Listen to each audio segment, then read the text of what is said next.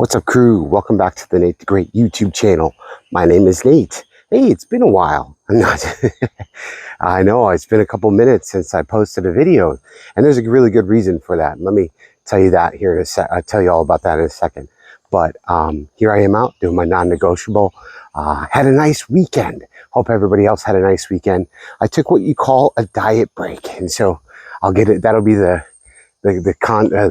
topic of today's video is, what is a diet break and what exactly are you to do on a diet break? Let me give you some channel updates here before we get into that topic. So I'm on week 5 of 6 of my 5K training journey. So today is actually one of my run days.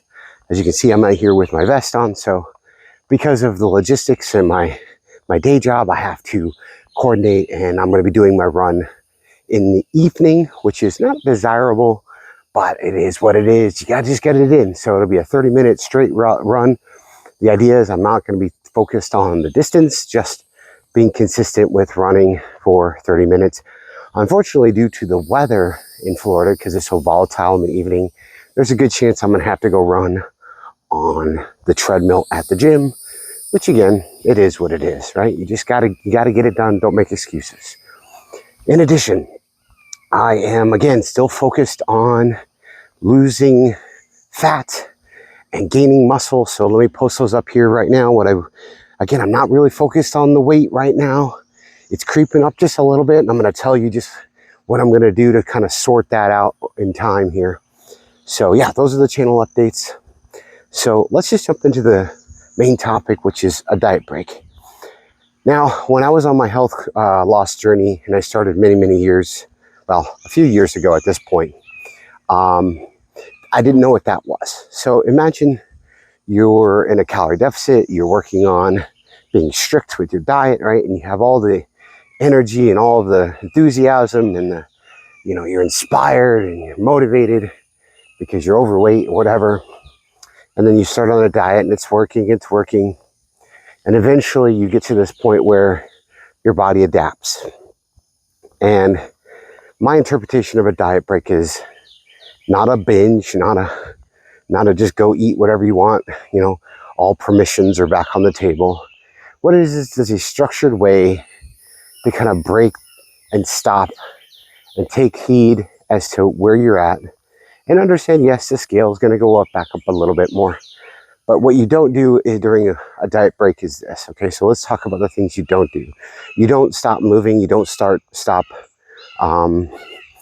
exercising. You don't stop doing those non-negotiables. Okay, so those are the things that are important. So for me, I still working out at the gym, still going for my walks, still doing all those things that I do, regardless if I'm on a hard cut, on a diet, specific diet, or I'm on a diet break. In addition, the things that I want to emphasize is this: you do not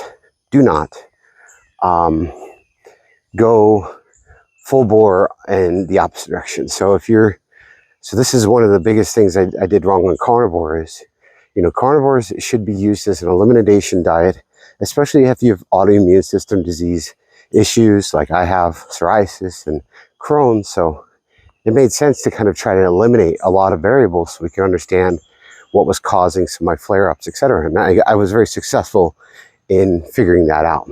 So I stayed on carnivore for way too long, and I was way too strict with it.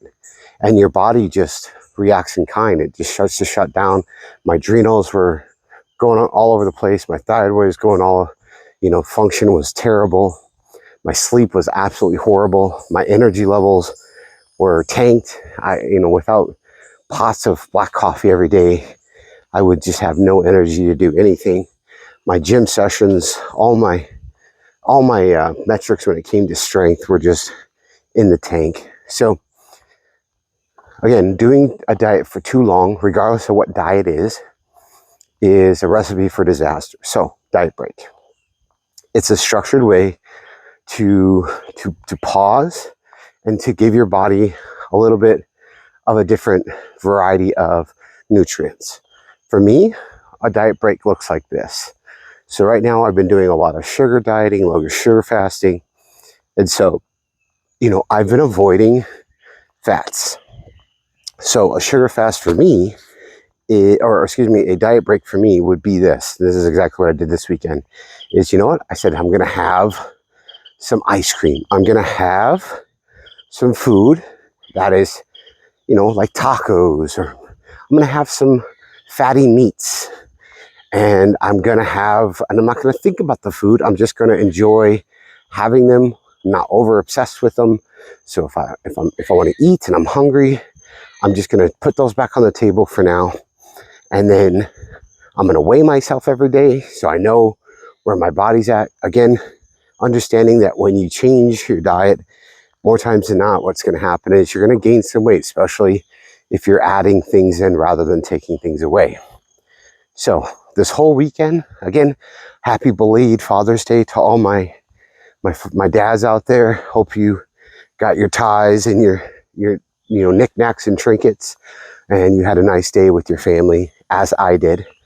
And yeah, the whole weekend was planned around just relaxing my diet, not worrying about the weight, and I just really enjoyed it. Now, again, the purpose is not to just binge and eat all the food that you want to eat to in excess and just be grossly overfed.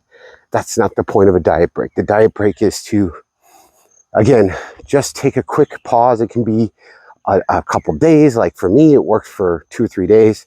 Some people, you can take a whole week. Again, it's all your prerogative. It's all something that's you need to trial and error. Figure out what works for you. The cadence for when you should take a diet break, I mean, you're going to find recommendations all over the map out there. What's worked for me is I usually go about 3 months on a diet. Then I'll take anywhere between 2 to 5 days of a diet break. And then I'll either jump right back into the same diet, or I will be planned on doing something different. Again, I don't like to stick to any dogma. I don't like to stick to any one prescription. And I just try to try new things, because you never know if it's going to work. So my goals going forward here for after this diet break is I am going to do an extended sugar fast.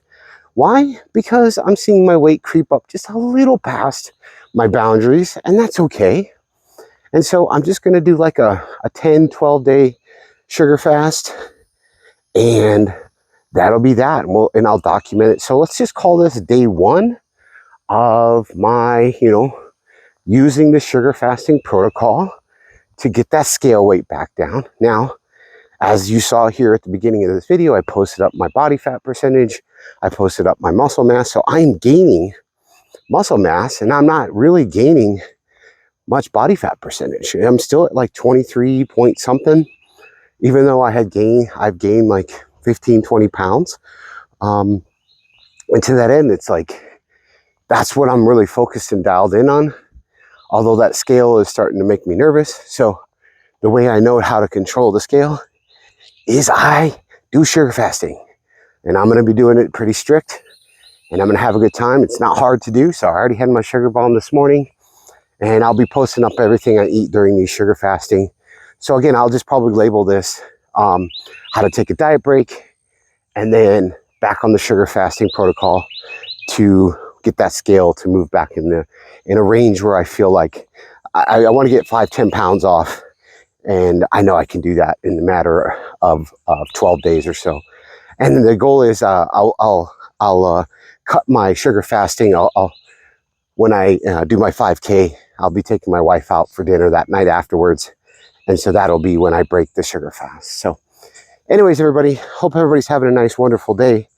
Get out there, do your non-negotiable. Don't use those excuses. My name's Nate the Great. You guys have a good rest of your day.